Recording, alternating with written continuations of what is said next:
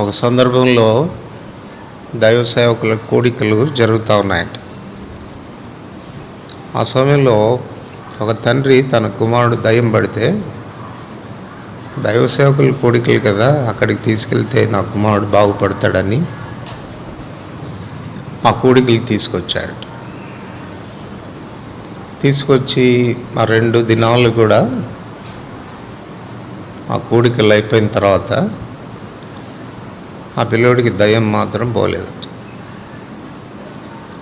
అప్పుడు ఒక దైవజనుడు అడిగాడంట ఆ దయ్యాన్ని పట్టుకొని, ఒరే, ఇంతమంది గొప్ప దైవజనులు ఇక్కడ ఉంటే, దేవుని సన్నిధి ఇంత బలంగా ఉంటే, నువ్వు ఇంకా ఎట్లా ఉండగలిగావురా ఇక్కడ, వాళ్ళు ఎలా ఉండగలిగావు అని అడిగితే వాడు ఇచ్చిన జవాబు ఏంటంటే, నేను మందిరంలో కూర్చుంటేగా వాడిని పద్దాక బయటికి తీసుకెళ్తా వచ్చినాను. దేవుని ఇంట్లోకి వచ్చిన తర్వాత దేవుని ఇంట్లో కదలకుండా కూర్చునేది నేర్చుకోవాలి. గుర్తుపెట్టుకోండి, బయటికి వెళ్తున్నామంటే పట్టుకెళ్ళేది వాడే. ఏం కూర్చుంటావులే, కాసేపు బయట తిరుగుదాంపా, ముచ్చట్లు చెప్దాం, అక్కడెక్కడ తిరుగుదామని దేవుని సన్నిధి నుంచి మనల్ని దూరం చేసేవాడు సైతాన్ని. కనుక గుర్తుపెట్టుకోవాలి, దేవుని సన్నిధికి వచ్చినప్పుడు, ప్రాముఖ్యంగా ఆరాధనకు వచ్చినప్పుడు ప్రభు సన్నిధిలోనే మనం ఉండడం అనేది నేర్చుకోవాలి. అత్యవసరమైన పరిస్థితి ఏదైనా ఏర్పడి వెళ్ళాల్సి వస్తే పర్వాలేదు, కానీ కదలకూడదు దేవుని సన్నిధిలో నుంచి సాధ్యమైనంత వరకు. ప్రకటన గ్రంథం 19వ అధ్యాయం.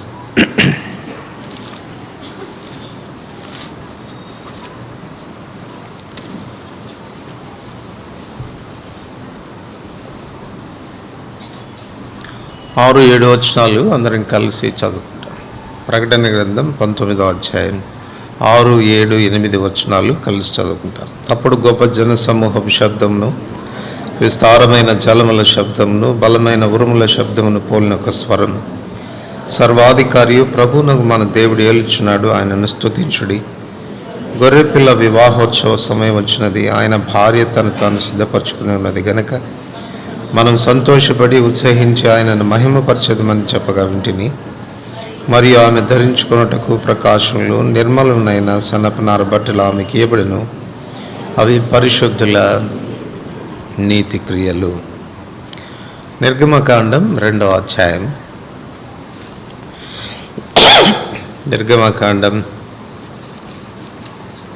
2వ అధ్యాయం 21వ వచనం అందరం కలిసి చదువుకుంటాం. నిర్గమకాండం 2వ అధ్యాయం 21వ వచనం. మోషే ఆ మనుషునితో నివసించుటకు సమ్మతించను, అతడు తన కుమార్తె అయిన సిప్పోరాను మోషేకు ఇచ్చాను. ప్రార్థన చేసుకుంటాం. ప్రేమ కలిగిన పరలోకమందున మా తండ్రి, యేసుప్రభువు వారి శ్రేష్టమైన నామమున మీ పాదములు చెంచరి వందనములు చెల్లిస్తూ ఉంటున్నాం. ఉదయకాలం నుంచి ఇంతవరకు మీ దయగల సన్నిధి మాతో కూడా ఉంచినారు. మా గమనంలోనికి తెచ్చిన శ్రేష్టమైన మాటలను బట్టి వందములు. దయగల తండ్రి, మోసగాడై నెమ్మది లేని స్థితిలో, ఒంటరితనంలో, అంధకారంలో ఉండి ఎటు వెళ్ళాలనో తోచని పరిస్థితిలో ఉన్న యాకోబుకు దర్శనం ఇచ్చిన దేవ, అట్టి స్థితిలో ఉన్న నన్ను కూడా మీరు కరుణించినారు, వందనములు చెల్లిస్తుంటున్నాం. మిమ్మల్ని గుర్చిన ప్రత్యక్షత ఇచ్చారు, అభయం ఇచ్చారు, కాపాడుతానన్నారు, తోడై ఉంటానన్నారు, మాట ఇచ్చి వాగ్దానాలు ఇచ్చి నెరవేర్చే దేవుడు అని మీరు జ్ఞాపకం చేస్తూ వచ్చిన మాటలను బట్టి వందములు. ఈ మధ్యాహ్నం మరి ఒకసారి మీ బలను సమీపించక పూర్వం మీ వాక్య వెలుగులో మా జీవితాలు పరిశీలన చేసుకోవటానికై మీరు ఇస్తున్న మరొక అవకాశాన్ని బట్టి వందనాలు చెల్లిస్తూ ఉంటున్నాం. ఇందు నిమిత్తం చదువుకున్న లేఖన భాగాలను తిరిగి మీ చేతిలో పెట్టుకుంటుండగా మీరే విరిచి ఆశీర్వదించి మాకు వడ్డించమని ప్రార్థిస్తుంటున్నాం. ధర్మశాస్త్రంలోని ఆశ్చర్యకరమైన సంగతులు చూచినట్లు మా కనులు తెరవము. నేనైతే కేవలం నిష్ప్రయోజకమైన దాసుడను, బలహీనుడను, హద్దుబాట్లు కలిగిన వాడును. మరొకసారి మీ రక్త ప్రోక్షణ క్రిందికి నన్ను నేను తెచ్చుకుంటుండగా ప్రతిష్ఠించుము, పవిత్రపరచుము. యజమానుడు వాడుకుంటే అర్హమైన పాత్రగా నన్ను సిద్ధపరచుము. చేరి వచ్చిన బిడ్డలతో మీరే మాట్లాడుతురమ్ము. అట్లా మీ సన్నిధి ప్రభావంతో మమ్మల్ని దీవించుము.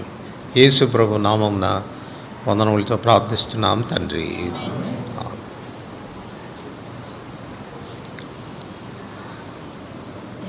గొర్రెపిల్ల వివాహోత్సవ సమయం వచ్చినది. భార్య తను తాను సిద్ధపరచుకొనినది. ఈ చదువుకున్న లేఖన భాగములపై దేవుడు తన ఆశీర్వాదం నుంచి చేరువచ్చిన మనందరితో, ఆన్లైన్ ద్వారా ఈ మాటలు ఆలకిస్తున్నటువంటి ప్రజలతో కూడా ప్రభువు మాట్లాడునుగాక. సర్వాధికారి సర్వశక్తిమంతుడైన మన ప్రభు, ఆయన ఏలుచున్నవాడు. భూతకాలంలో ఏలినవాడు, వర్తమాన కాలంలో ఏలుచున్నవాడు, భవిష్యత్తులో కూడా ఏలబోచున్నటువంటి వాడు. ఆయన రాజ్యము శాశ్వతమైన రాజ్యం, మహిమగల రాజ్యం, నిశ్చలమైన రాజ్యం. అట్టి రాజ్యానికి మనల్ని ఆయన పాత్రులుగా చేశాడు. అంత మాత్రమే కాదు, ఆ రాజ్యం మహిమకు కూడా మనల్ని పాత్రులుగా చేశాడు. తను ఏలువాడై ఉండి సింహాసనాసనుడిగా ఉండటం మాత్రమే కాక, మనం కూడా ఆయనతో పాటు ఆయన సింహాసనం మీద కూర్చుండి ఏలాలి అనేది ఆయన దయాపూర్వకమైనటువంటి సంకల్పం. ఆ రాజ్య ప్రవేశం ఉచితమే కానీ రాజ్యంలో ఉన్న మహిమ ఉచితం కాదు. దాని కొరకైన క్రయాన్ని మనం చెల్లించాలని మనం నేర్చుకుంటూ ఉన్నాం. ఎంతటి మహిమ ఆయన మనకి ఇవ్వగోరుతున్నాడు అని అంటే, తనకు భార్యగా ఉండి తనకున్న సమస్తాన్ని సమానంగా మనం పంచుకునేటువంటి ఆ హోదాలోనికి ప్రభు మనల్ని తీసుకొని రాబోతున్నాడు. ఈ సందర్భంలో భార్యగా మనం ఉండునట్లు మనల్ని మనం సిద్ధపరచుకోవాల్సినటువంటి బాధ్యత మన మీద ఉంది. గొర్రెపిల్ల వివాహోత్సవ సమయం వచ్చింది. భార్య తను తాను సిద్ధపరచుకున్నది అన్న మాటలు మనం చదువుతున్నాం. కనుక ఆయనకు తగిన భార్యగా, ఆయన మహిమను పంచుకోదగిన భార్యగా మనం ఉన్నట్లుగా ఎలా మనం ఉండాలి, ఏ రీతిగా మన జీవితాలు మనం చక్కపరుచుకోవాలి అన్నదానికి బైబిల్ గ్రంథంలో చాలామంది భార్య పాత్రలను పోషించినటువంటి భక్తి కలిగినటువంటి స్త్రీలు ఉన్నారు. వారి జీవితాల్ని మనం పరిశీలించడం ద్వారా, వారి యొక్క గుణశీలాన్ని పరిశీలించడం ద్వారా మనం ఎలా ఉండగలమో, ఎలా ఉండాలి అన్నటువంటి విషయాలు మనం నేర్చుకుంటూ ఉన్నాం. ఈ దినం ఆ రీతిగా మనం నేర్చుకోవడానికి మన ముందుకు తీసుకొని రాబడినటువంటి స్త్రీ సిప్పోరా. నిర్గమకాండం 2:21 మనం చదివాము. మోషే ఆ మనుషునితో నివసించుటకు సమ్మతించెను. అతడు తన కుమార్తె అయిన సిప్పోరాను మోషేకు ఇచ్చెను. మోషేకు భార్యగా ఉండడం ఎంత గొప్ప ఆధిక్యత! సామాన్యమైనటువంటి వ్యక్తి కాదు కదా మోషే. ప్రవక్తల్లో గొప్ప ప్రవక్తగా ఎంచబడినవాడు. ప్రభు తన గురించి ఏమని సాక్ష్యం ఇస్తాడు అని అంటే, చాలామంది ప్రవక్తలు ఉన్నారు, వాళ్ళతో నేను మాట్లాడతాను, కానీ ఎలా మాట్లాడతానంటే దర్శనమిచ్చి మాట్లాడతాను. ముఖాముఖిగా నేను వాళ్ళతో ఎప్పుడూ మాట్లాడలేదు. కానీ మోషే అటువంటి వాడు కాదు. నా స్నేహితుడు, నేను తనతో మాట్లాడాల్సి వస్తే ముఖాముఖిగా మాట్లాడతాను అని తన గురించి సాక్ష్యం ఇచ్చాడు. ఇశ్రాయేలుకు విమోచకుడుగా ఉండినటువంటి వాడు. అంత మాత్రమే కాదు, ఇశ్రాయేలు ప్రజలు భక్తిని అనుసరించి నడుచుకోవడానికి అవసరమైన ధర్మశాస్త్రాన్ని దేవుని యొద్ద నుండి తీసుకొని వచ్చి వారికి అందచేసినటువంటి గొప్ప వ్యక్తి. ఇశ్రాయేల్లో అటువంటి ప్రవక్త మరొకడు లేడని చెప్పవచ్చు. ప్రభు తన గురించి తాను చెప్పుకోవాల్సి వచ్చినప్పుడు, అంటే తన కుమారుని గురించిన సంగతులు చెప్పాల్సి వచ్చినప్పుడు, నా వంటి ప్రవక్త ఒకడు మీ కొరకు పుట్టిస్తాను అని అన్నాడు.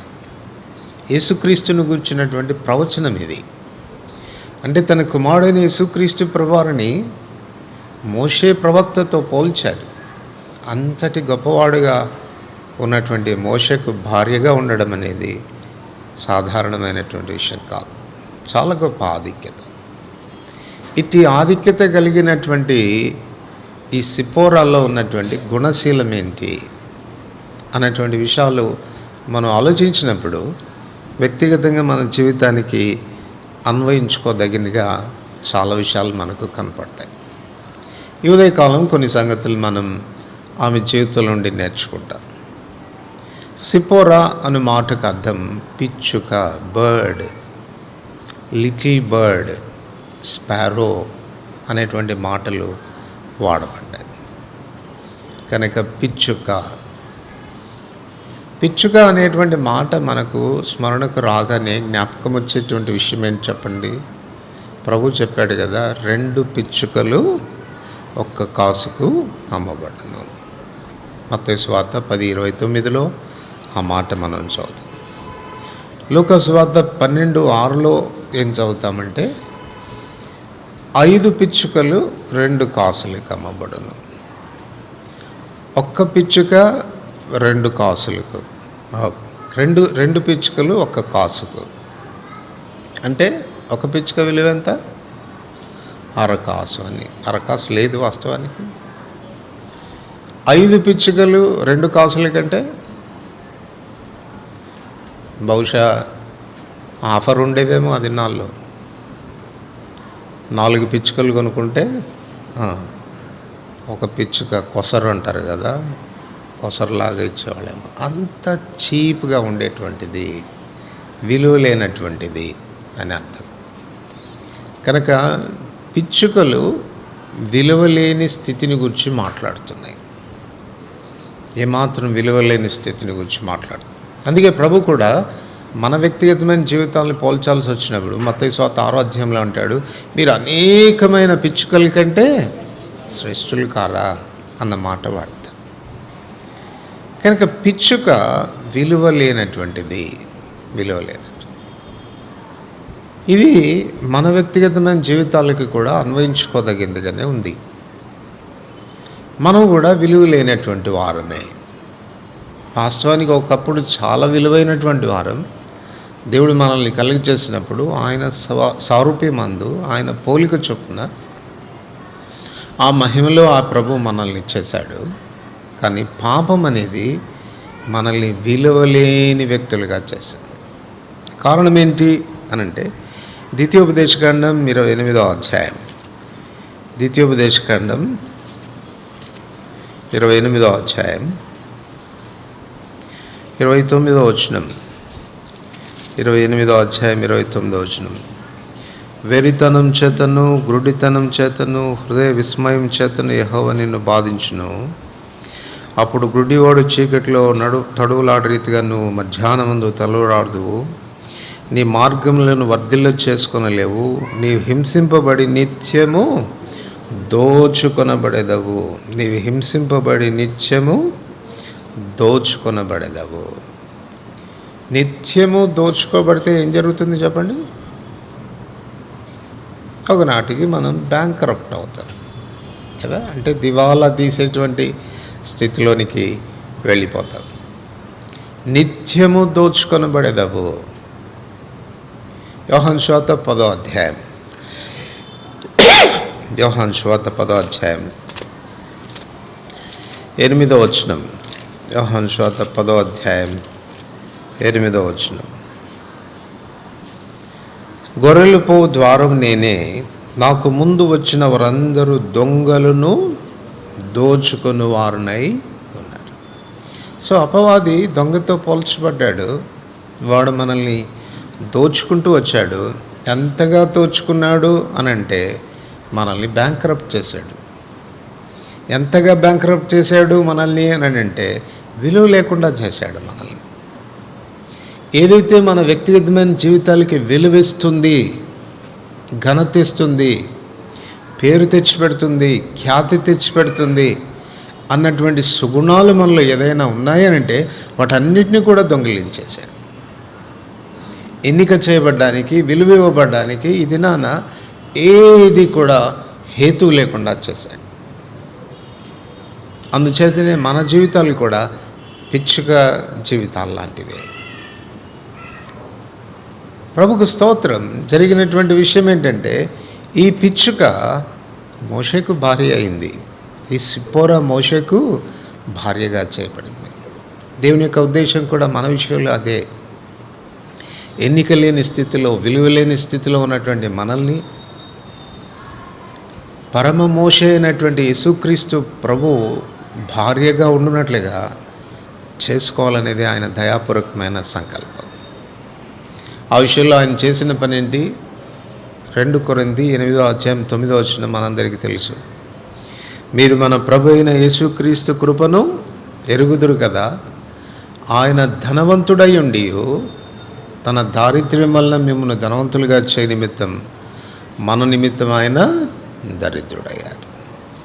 సో తనకు భార్యగా ప్రభు మనల్ని చేసుకోకపోవడం ఆయన చేసినటువంటి పని ఏంటి అని అంటే మనల్ని ధనవంతులుగా చేశాడు. ఈ విషయంలో తన అపారమైనటువంటి కృపను మన ఎడల కనపరచాల్సి వచ్చింది.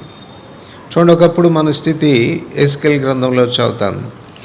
ఎస్కేల్ గ్రంథం 16వ అధ్యాయం, ఎస్కేల్ 16వ అధ్యాయం 4వ వచనం. ఎస్కేల్ గ్రంథం 16వ అధ్యాయం 4వ వచనం. నీ జనన విధం చూడగా నువ్వు పుట్టిన నాడు నీ నాభి సూత్రము కోయబడలేదు, శుభ్రమగుటకు నీవు నీళ్లతో కడగబడలేదు, వారు నీకు ఉప్పు రాయకపోయిరి, బట్ట చుట్టకపోయిరి. 5వ వచనం చదవండి. ఈ పనుల్లో ఒకటైనను నీకు చేయవలని ఎవరును కటాక్షింపలేదు, నీ యందు జాలి పడిన వాడొకడు లేకపోయాను. నీవు పుట్టిన నాడే బయట నేలను పారవేయబడి చూడ అసహ్యంగా ఉంటివి. 7వ వచనం. మరియు నేల నాటబడిన చిగురు వృద్ధి అగునట్లు నేను నిన్ను వృద్ధిలోనికి తేగా నీవు ఎదిగి పెద్దదానవై ఆభరణ భూషితురాలవైతివి. దిగంబరివై వస్త్రహీనంగా ఉన్న నీకు స్తనములు ఏర్పడెను, తల వెంట్రుకలు పెరిగెను. ఆ తర్వాత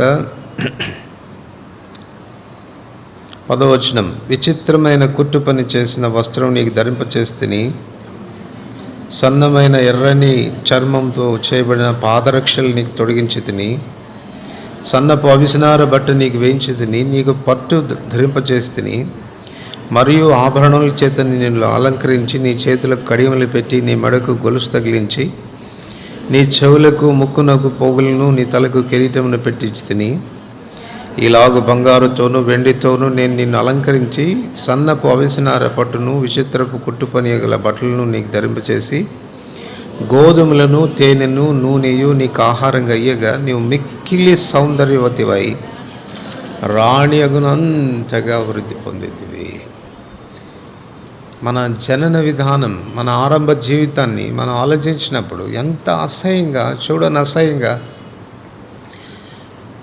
విలువలేని స్థితిలో, అసహ్యమైన స్థితిలో ఉన్నటువంటి మనల్ని ప్రభు ఏ రీతిగా కనికరించాడో, మనల్ని ఐశ్వర్యవంతులుగా చేసేటువంటి విషయంలో ఆయన చూపిన అపారమైన ప్రేమ యొక్క చిత్రపటం ఇక్కడ మనం చూడగలం. మనల్ని ఆదరించడంలో, మనల్ని చేర్చుకోవడంలో, మనల్ని బ్రతికించడంలో, మనల్ని పోషించడంలో, మనల్ని అలంకరించడంలో ఆ ప్రభు చూపినటువంటి అపారమైనటువంటి ప్రేమ. ఈ దినాన మనం ఆయనకు భార్య అగునంతగా, రాణి అగునంతగా వృద్ధిలోనికి రావడానికి కారణం ఆయన చూపినటువంటి అసమానమైనటువంటి ప్రేమ అని చెప్పుకోవచ్చు. కనుక మోషే జీవితము, యేసుప్రభు వారి జీవితము సమపోలికగా మనకు బైబిల్ గ్రంథంలో చూపించబడుతుంది. ఉదాహరణకు మోషే ఇశ్రాయేలు ప్రజల్ని విమోచించిన విమోచకుడు, ఇశ్రాయేలు ప్రజల్ని విమోచించినటువంటి మోచకుడు.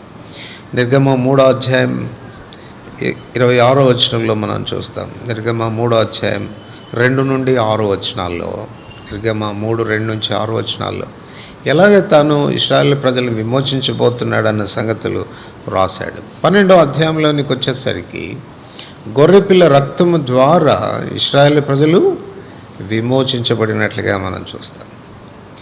అదే మనకు మన ప్రభు విషయానికి వస్తే, మన ప్రభు ఎలాంటి వాడు? ఎఫెసీ 1వ అధ్యాయం 7వ వచనం ప్రకారంగా గొర్రెపిల్ల రక్తం ద్వారా కాదు కానీ తన స్వరక్తం చేత ఆయన మనల్ని విమోచించినటువంటి వాడు. దీనికంటే ముందుగా మనం ఆలోచన చేస్తే Moshe is the man of vision, దర్శనం కలిగినటువంటి వాడు. 3వ అధ్యాయంలో మనం చదువుతాం కదా, ఆ పొద ద్వారా దేవుడు తనకు దర్శనమిచ్చి తాను ఏమై ఉండాలి, ఏం చేయబోతున్నాడు అన్న సంగతులను గురించినటువంటి వివరణ ఇచ్చాడు. అంటే ఇశ్రాయేలీయులను తాను ఏ రీతిగా విమోచించబోతున్నాడు అన్న సంగతిని, తనకున్న కర్తవ్యాన్ని గురించి వివరించాడు. హెబ్రీయులకు రాసిన పత్రిక. అలాగనే మన ప్రభు కూడా దర్శనం కలిగిన వాడే. చూడండి, హెబ్రీయులకు రాసిన పత్రిక 10వ అధ్యాయం. హెబ్రీయులకు రాసిన పత్రిక 10వ అధ్యాయం 5వ వచనం నుండి. కాబట్టి ఆయన లోకమందు ప్రవేశించినప్పుడు ఇలాగ చెప్తున్నాడు, బలియు అర్పణయు నువ్వు కోరలేదు కానీ నాకు ఒక శరీరం అమర్చితివి. పూర్ణ హోమములు పాప పరిహారార్థ బలులు నీకు ఇష్టమైనవి కావు. అప్పుడు నేను గ్రంథపు చుట్టలో నన్ను గురించి వ్రాయబడిన ప్రకారం దేవా నీ చిత్తం నెరవేర్చుటకు ఇదిగో నేను వచ్చి ఉన్నానంటిని. కనుక తను ఎందుకు ఈ లోకానికి వచ్చాడో, ఏ ఉద్దేశంతో వచ్చాడో, తండ్రి తను ఎందుకు పంపుతున్నాడో అన్న సంగతులు తను ఎరిగినటువంటి వాడు. ఆ దర్శనం అనేది తనకుంది. కనుక మోషేను ఇశ్రాయేలు ప్రజలను విమోచించడానికి దేవుడు పంపుతున్నప్పుడు పొదలో ఉండి దర్శనమిచ్చి తెలియచేసిన దేవుడు తన కుమారుడైనటువంటి ఈ ప్రభు ఈ లోకానికి వస్తున్నప్పుడు ఏం చేయాలన్న విషయంలో దర్శనమిచ్చాడు. రెండవదిగా ఆయన కూర్చో. రెండవదిగా ఆయన మన విమోచకుడు అయ్యాడు. మోషే ఏమో గొర్రెపిల్ల రక్తం ద్వారా ఇశ్రాయేలు ప్రజల్ని విమోచించాడు. కానీ యేసుక్రీస్తు ప్రభువారు తన స్వరక్తం ఇచ్చి ఇశ్రాయేలు ప్రజల్ని విమోచించాడు. మోషే ఇశ్రాయేలు ప్రజలను నడిపించిన నాయకుడయ్యాడు.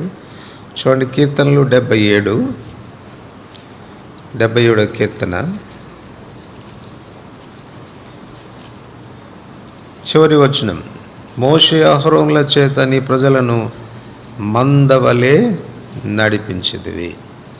మోషే అహరోనుల చేత నీ ప్రజలను మందవలే నడిపించింది. సో ఈజ్ ది లీడర్, నడిపించినటువంటి నాయకుడు.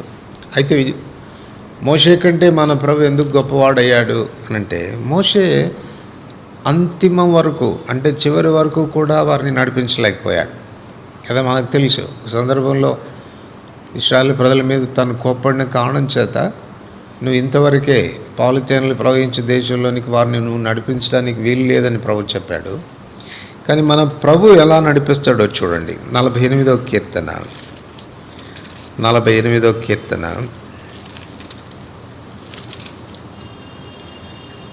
14వ వచనం. 48వ కీర్తన 14వ వచనం. ఈ దేవుడు సదాకాలం మనకు దేవుడై ఉన్నాడు, మరణం వరకు ఆయన మనలను నడిపించు. ఈ దేవుడు సదాకాలం మనకు దేవుడై ఉన్నాడు, మరణం వరకు ఆయన మనల్ని నడిపిస్తాడు. యోహాను సువార్త 16:13 మనం చదువుతాం, సత్యస్వరూపైన ఆత్మ మీలోనికి వచ్చినప్పుడు ఆయన మిమ్మల్ని సర్వసత్యంలోనికి నడిపిస్తాడు. ఇది ఆయన మనలో ఉండి మనతో వసిస్తూ ప్రతి నిత్యం కూడా మనల్ని నడిపించేవాడుగా ఉన్నాడు. మరణ పర్యంతం ఆయన మనల్ని నడిపిస్తాడు. అపోస్తల కార్యములు 7వ అధ్యాయం 38వ వచనం. అపోస్తల కార్యములు 7వ అధ్యాయం 38వ వచనం. సినాయి పర్వతం మీద తనతో మాట్లాడిన దేవదూతతోనూ మన పితరులతోనూ అరణ్యములోని సంగమందు ఉండి మనకిచ్చుటకు జీవవాక్యములను తీసుకున్నవాడితడే. అనక లా గివర్, ధర్మశాస్త్రాన్ని ఇచ్చాడు.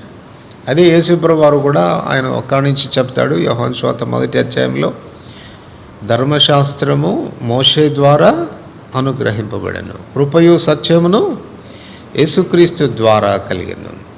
కనుక మన ప్రభు అయితే ధర్మశాస్త్రం కంటే మరి శ్రేష్టమైన దేవుని వాక్యాన్ని మనకిచ్చాడు. మత్తయి సువార్త 5, 6, 7 అధ్యాయాలు కొండ మీద ప్రసంగం అని మనం చదువుతాం. ఈ కొండ మీద ప్రసంగంలో ప్రభు ధర్మశాస్త్రానికి తన వాక్యానికి ఉన్న వ్యత్యాసాన్ని గురించి చెప్తూ, దానికంటే మరి శ్రేష్టమైనది నా వాక్యము అని చెప్తాడు. మీరు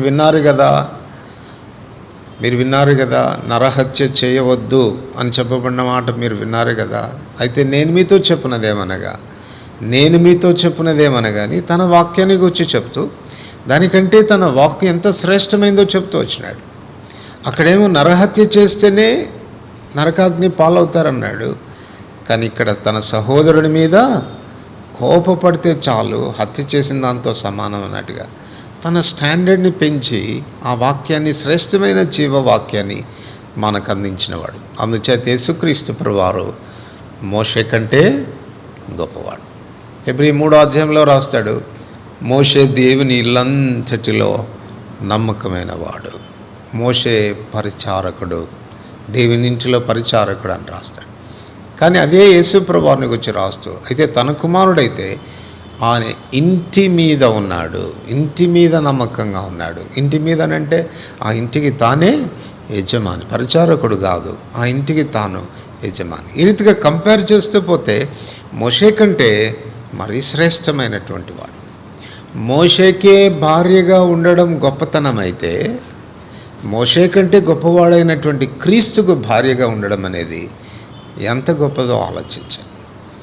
వాస్తవానికి దానికి మనం అర్హులమా అంటే కాదు. పిచ్చుక లాంటి వాళ్ళం, విలువలేని స్థితిలో ఉన్నటువంటి మనం, దరిద్రమైన స్థితిలో ఉన్నటువంటి మనం, దోచుకొనబడినటువంటి స్థితిలో ఉన్నటువంటి మనల్ని తన కుమారుడైన యేసుక్రీస్తు ప్రభువారికి వధువుగా ఉండునట్లుగా దేవుడు సంకల్పించాడు అని అంటే ఎంత అద్భుతమైన కృప అని మనం చెప్పుకోవచ్చు. అందుకొరకు ఆ ఐశ్వర్యవంతుడైన, భాగ్యవంతుడైన, అతి శ్రేష్టమైన స్థానంలో ఉన్నటువంటి ఆ ప్రభుకు భార్యగా ఉండనట్లుగా విస్తారమైన కృప మన ఏళ్ళ కనపరిచాయి. తాను ధనవంతుడై ఉండి మన నిమిత్తం ఆయన దరిద్రుడయ్యాడు. ఈ దినాన మనల్ని చాలా విలువైనటువంటి ప్రజగా ఆయన చేశాడు. ఎంత విలువైన ప్రజలు మనం చెప్పండి, ఎంత విలువైన ప్రజలు. ఎఫెసీ 1వ అధ్యాయం 18వ వచనంలో రాస్తాడు, పరిశుద్ధులలో ఆయన స్వాస్థ్యం యొక్క మహిమైశ్వర్యం ఎంత గొప్పదో. దేవునికి స్వాస్థ్యం ఎక్కడ ఉంది? మన స్వాస్థ్యం ఎక్కడ ఉంది అంటే ఆంధ్ర బ్యాంకులో ఉంది, ఐసీయూలో ఉంది, లేకపోతే ఫలానా చోట ఆ పొలం ఉంది, ఫలానా చోట ఇల్లు స్థలాలు ఉన్నాయి, ఇది నా స్వాస్థ్యం అని చెప్తావు. ఒకవేళ యేసుప్రభువు వారిని అడిగితే నీ స్వాస్థ్యం ఏది అని అంటే, ఇదిగో నా స్వరక్తం ఇచ్చి నేను సంపాదించుకొనినా ఈ ప్రజలే నా స్వాస్థ్యం, ఆ పరిశుద్ధుల్లో నా స్వాస్థ్యం యొక్క మహిమైశ్వర్యం ఎంత గొప్పదో. So precious. ఒకప్పుడు పిచ్చుక లాంటి వాళ్ళం, విలువలేనటువంటి మన ఎడల తన అపారమైన కృపను చూపించి ఎంత ఐశ్వర్యవంతులుగా చేశాడు అనంటే, తనకి ఏదన్నా ఐశ్వర్యం ఉందంటే మనం తప్ప వేరే ఏదీ లేదు. అంత ఐశ్వర్యాలుగా చేశాడు, అంత ఐశ్వర్యవంతమైన స్థితిలోనికి మనల్ని తీసుకొని వచ్చాడు. ఇప్పుడు ప్రభు కోరేటువంటి విషయం ఏంటంటే, ఇంకా నువ్వు ఆ రీతిగానే ఆ పిచ్చుకలాగానే ఉండకూడదు, విలువలేనటువంటి స్థితిని కలిగి ఉండకూడదు. విలువ కలిగిన వ్యక్తులుగా మనం ఉండాలి, ప్రశస్తమైనటువంటి వారంగా ఉండాలి. మన విలువను ఏమాత్రం కూడా పోగొట్టుకోకూడదు. విలాప వాక్యంలో ఒక చక్కని మాట మనం చదువుతాం. విలాప వాక్యం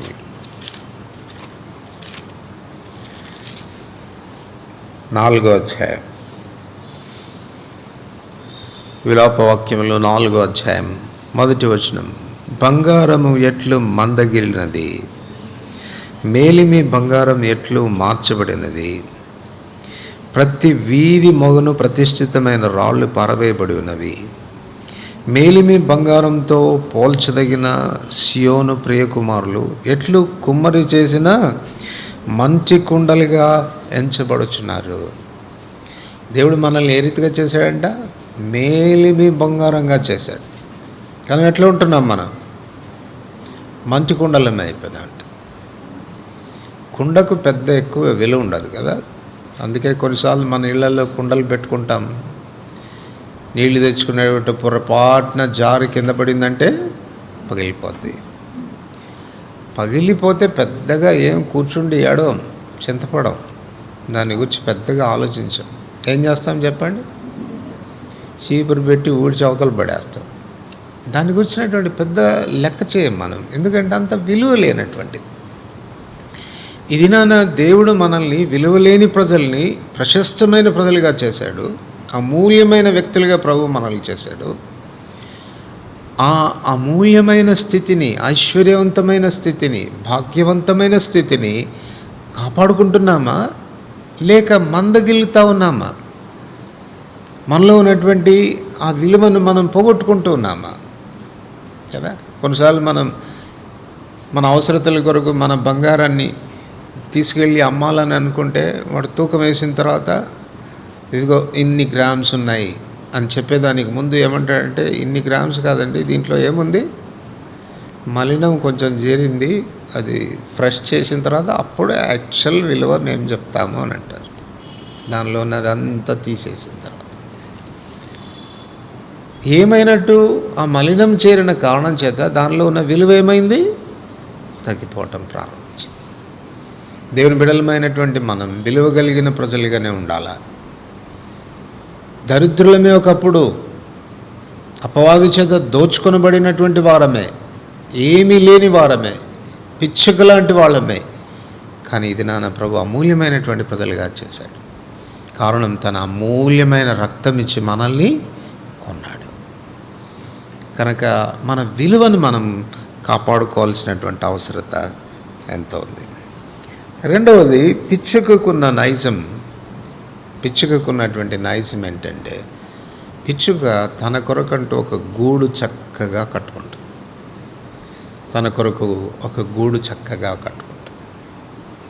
ఆ గూడు కట్టుకునే విషయంలో చాలా ప్రయాసపడుతుంది, చాలా సాంకేతిక నైపుణ్యాన్ని కూడా వినియోగిస్తుంది అది కదా. మీరు చూడండి, పిచ్చుక గూళ్ళు చూడండి, ఎంత చక్కగా అల్లుతుందో, ఎంత నైపుణ్యంగా అల్లుతుందో. దానికి తెలుసు ఎంత పరిమాణంలో నా గూడు ఉండాలి, ఎంత డోర్ ఉండాలి, ఎలా చక్కగా పొందిగ్గా నేను గుడ్లు పెట్టుకోవడానికి అనువుగా ఉండాలి. ఆలోచన చేసి చక్కగా అది ఒక గూడును అల్లడం ప్రారంభిస్తుంది. చక్కగా తన గూడును అల్లుతుంది అని అంటే ఒక మాటలో మనం ఏం చెప్పుకోవచ్చు అంటే, సామెతలు 14:1 జ్ఞాపకం వస్తుంది కదండి. జ్ఞానవంతురాలు తన ఇల్లును కట్టును. కనుక నిశ్చయంగా ఆమె జ్ఞానవంతురాలు, వివేచన కలిగినటువంటి స్త్రీ, జ్ఞానవంతురాలు అని చెప్పవచ్చు. కారణం ఏంటంటే గూడు కట్టుకోవడానికి తాను చేసేటువంటి ప్రయత్నం, తన ఇంటిని తాను కట్టుకోవడానికి తాను చేసేటువంటి ప్రయత్నం. ఎందుకు కట్టుకుంటుంది గూడు? తాను గూడు కట్టుకోవడంలో ఉన్నటువంటి ఉద్దేశం ఏంటి అని అంటే, ముందు తన సంతానోత్పత్తిని చేసేదాని కొరకు, తన సంతానాన్ని వృద్ధిపరుచుకునే దాని కొరకు దానికి ఒక ఆలోచన ఉంటుంది. అంచేత ఫోర్ నాలెడ్జ్తో ముందుగానే తన భవిష్యత్ జ్ఞానాన్ని ఉపయోగించి, నేను పిల్లల్ని కనబోతున్నాను, దాని కొరకు నేను గుడ్లు పెట్టవలసింది అన్నటువంటి విషయానికి వచ్చినటువంటి ఆలోచన చేసి అది ఏం చేస్తుంది చెప్పండి, ఒక గూడు దాని కొరకు నిర్మాణం చేసుకుంటుంది. అది ఎంత జ్ఞానంగా ఆలోచిస్తుంది అని అంటే, నేను పెట్టే గుడ్లు వ్యర్థం కాకూడదు, పాడైపోకూడదు, ఇంకొకళ్ళ చేత అపహరించబడకూడదు. కొన్నిసార్లు మీరు చూసారా, ఈ పక్షి గూళ్ళు ప్రాముఖ్యంగా పిచ్చుక పెట్టేటువంటి గూళ్ళు ఎట్లా ఉంటాయనంటే, ఈ నది ప్రక్కన లేకపోతే కాలువల ప్రక్కన, ఆ కాలువల మీదికి వెళ్ళిపోతున్నటువంటి కొమ్మ, ఆ కొమ్మ యొక్క చిటారును పెడుతుంది దానానికి. అందుకే హ్యాంగ్ అవుతూ ఉంటాయి, నీళ్ళల్లో పడిపోద్దేమో అన్నట్టుగా ఇట్లా హ్యాంగ్ అవుతూ ఉంటాయి. ఎందుకో తెలుసా? ఎవరు రాకూడదు అక్కడికి, ఆ దరికి ఎవరు చేరకూడదు అన్నటువంటి జ్ఞానంతో పెడుతుంది. యోబు గ్రంథం 39వ అధ్యాయం. యోబు గ్రంథం 39వ అధ్యాయం. ఇక్కడ ఒక పక్షిని గురించి చెప్పాడు, అది కూడా గుడ్లు పెడుతుంది, కానీ అది ఎట్లాంటిదో చెప్పాడు. చూడండి 39:13 వచనం. నిప్పుకోడి సంతోషం చేత రెక్కలను ఆడించును, రెక్కలను వెంట్రుకలను దానికి ఉన్నందున అది వాత్సల్యం గలదిగానున్నదా? లేదు సుమి, అది నేలను దాని గుడ్లను పెట్టును, ధూళిలో వాటిని కాచును. దేని పాదమైన వాటిని త్రొక్కవచ్చునని అయినను, అడవి జంతువుల్లో వాటిని చితక త్రొక్కవచ్చునని అయినను అనుకొనకే ఉన్నది. తన పిల్లలు తనవి కానట్టుగా వాటి ఎడలది కాఠిన్యం చూపును. దాని కష్టము వ్యర్థమైపోయినను దానికి చింత లేదు. దేవుడు దాన్ని తెలివిలేని దానిగా చేశాడు. నిప్పుకోడికి ఉన్నటువంటి లక్షణం ఏంటంటే తెలివి లేనిది. జ్ఞానవంతురాలు తన ఇల్లు కడుతుంది. ఈ నిప్పుకోడి తెలివి లేదంట. గుడ్లు పెడుతుంది, కానీ ఎక్కడ పెడుతుందంట? ఎక్కడ పెడితే అక్కడ పెట్టుద్ది, దారిలో పెట్టేస్తుంది. పెట్టింది ఏదో దారిలో పెట్టింది, కనీసం అట్ట వదిలిపెట్టినా బాగుండు. మళ్ళీ దాన్ని ఏం చేస్తుందంటే బూడిద కప్పుద్ది అంట దాన్ని. అంటే కనీసం కనపడుతుంటేనన్నా ఏం చేస్తారు? తప్పుకొని పోతారు కదా. ఇదేం చేస్తుంది? దాని మీద మళ్ళీ ధూళి కప్పి పెడుతుందంట. ఎవరన్నా తొక్కుతారేమో, పాడైపోద్దేమో, నా బిడ్డలు కదా, బయటికి రావాలి కదా అన్న ఆలోచన దానికి ఉండదు. ఇంత కష్టపడి గుడ్డు పెట్టానే, పాడైపోయింది అని చింత కూడా దానికి ఉండదంట. దాని కష్టం వ్యర్థమైపోయినా దానికి ఏమాత్రం చింత. కానీ పిచ్చుక అలాంటిది కాదు. అల్పమైనటువంటి పిచ్చుకైనా దానికి ఉన్న జ్ఞానం చూడండి. నా సంతానాన్ని వృద్ధి పొందించుకోవాలి అన్నటువంటి ఆశతో తాను గుడ్లు పెట్టక పూర్వమే తనకంటూ ఒక నివాసాన్ని, అది ప్రిజర్వ్ చేసుకోవడానికి అనువైనటువంటి ఒక గూడును తన కొరకు చేసుకుంటుంది. సేఫ్టీ అనేది తనకు వచ్చిన తర్వాత, పర్వాలేదు నాకంటూ ఒక నివాసం ఉంది అని తెలుసుకున్న తర్వాత అప్పుడు గుడ్లు పెడుతుంది. ఆ తర్వాత దాన్ని పొదుగుతుంది. అవి ఒకవేళ పిల్లలైతే ఏం చేస్తుంది? వాటికి పోషణ ఇస్తుంది, కొంతకాలం పోషణ ఇస్తుంది. బయటికి వెళ్ళి అక్కడికి వెళ్ళి ఇక్కడికి వెళ్ళి ఆహారాన్ని సంపాదించుకొచ్చి వాటికి పోషణ ఇస్తూ ఉంటుంది. ఆ తర్వాత మూడోది అది చేసేటువంటి పని ఏంటి అని అంటే, ఆ పిల్లలకు రెక్కలు వచ్చి ఎగిరిపోక ముందే వాటికి ఉపదేశం చేస్తుంది. ఎలా బయటికి వెళ్ళాలి, ఎలా ఫ్లై కావాలి, ఎలా ఎగరాలి, ఎలాంటి ప్రమాదాలు ఉంటాయి, ఎక్కడెక్కడ ఎగరాలి అనేటువంటి విషయాలకు వచ్చిన సంగతులన్నీ ఆ గూటిలోనే పిల్లలకు రెక్కలు రాకమునిపే వాటికి ఉపదేశం చేస్తుంది. ఈ ఇంటిలో మనకు కూడా ఈ రీతిగా ఉండాలి. ఎందుకు మనం ఇల్లు కట్టుకోవాలి? జ్ఞానవంతురాలు ఎందుకు తను ఇల్లు కడుతుంది అని అంటే, మొట్టమొదటిగా సంతానోత్పత్తి కొరకు. ఆత్మీయంగా మనం ఆలోచన చేస్తే ఆ రీతిగానే మనం ఆలోచన చేయాలి. ఆత్మల కొరకైనటువంటి భారం కలిగినటువంటి వ్యక్తులుగా ఉండాలి. గొడ్డుబారిన జీవితంలో ఉండకూడదు. ఆత్మల సంపాదన కొరకైనటువంటి ప్రయాసపడేటువంటి వ్యక్తులుగా మనం ఉండాలి. దాని కొరకు మనం ప్రయాసపడాలి. భారంతో వేదనతో పిల్లల్ని కనాలి. కన్నటువంటి పిల్లలను ఆత్మీయమైనటువంటి దేవుని వాక్యం అనేటువంటి పోషణ చేత వారు పోషించబడేటట్టుగా మనం చూడాలి. వారిని కాపాడాలి, వారిని ప్రిజర్వ్ చేయాలి. ఆ తర్వాత వాళ్ళకి మనం దేవుని వాక్యాన్ని ఉపదేశించేటువంటి వ్యక్తులుగా మనం ఉండాలి. అట్లు వారిని సిద్ధం చేసి లోకంలోనికి వదిలిపెట్టేటువంటి వ్యక్తులుగా మనం ఉండాలి.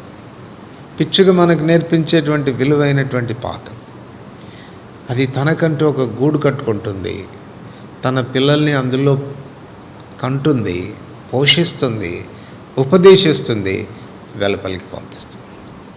అట్లా వెళ్ళినప్పుడే అవి చాలా చక్కగా మరలా అవి తమ వ్యక్తిగతంగా తమ కాళ్ళ మీద తాము నిలబడుతూ తమ జీవనాన్ని కొనసాగించేటువంటి తన పక్షులుగా అది దాన్ని సిద్ధం చేస్తుంది. కనుక మన వ్యక్తిగతమైన జీవితంలో కూడా ఇదెంతో అవసరమైనటువంటి విషయం. మన ఇంటిని మనం కట్టుకోగలుగుతున్నామా? మన పిల్లల్ని మనం సరైనటువంటి విధానంలో కాపాడుకోగలుగుతున్నామా? వారికి దేవుని వాక్య పోషణ అనేది అవసరమైనట్టుగా అందచేయగలుగుతున్నామా? వారికి ఉపదేశాన్ని మనం సిద్ధపరచగలుగుతున్నామా అనేది ఆలోచించాల్సినటువంటి అవసరం ఉంది. చూడండి, సామెతలు 31లో గుణవంతురాలైన భార్యను గురించిన సంగతులు రాస్తూ ఏం చెప్తాడో. సామెతలు 31:10 గుణవతి అయిన భార్య దొరుకుట అరదు, అట్టిది ముత్యము కంటే అమూల్యమైనది. అట్టిది ముత్యము కంటే అమూల్యమైనటువంటిది. తర్వాత 21 తన ఇంటి వారి క్షమించండి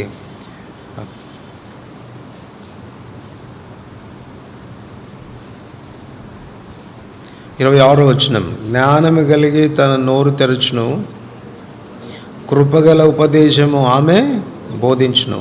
27వ వచనం, ఆమె తన ఇంటి వారి నడతలను బాగుగా కనిపెట్టును, పని చేయకుండా ఆమె భోజనము చేయదు. 28వ వచనం, ఆమె కుమారులు లేచి ఆమెను ధన్యురాలు అందరు. సో స్త్రీ పాత్ర చాలా గొప్పది.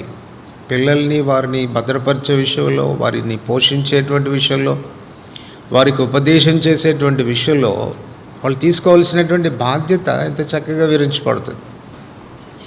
అటువంటి స్త్రీయే గుణవతి అయినటువంటి భార్యగా ఎంచబడుతుంది. అంతేకాదు, వాళ్ళ పిల్లలు కూడా ఏమంటారంట, మా అమ్మ నిజంగా ధన్యురాలు అని చెప్తారు.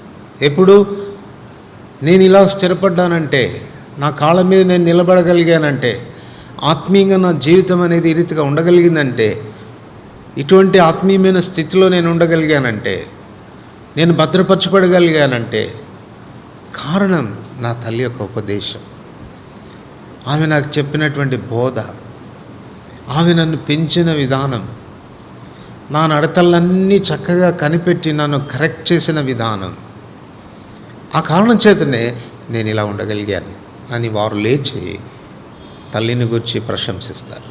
భర్త కూడా తన్ను గురించి ప్రశంసిస్తాడు. కనుక ఇది గుణవతి అయినటువంటి భార్యలో కనపడాల్సినటువంటి గుణలక్షణం.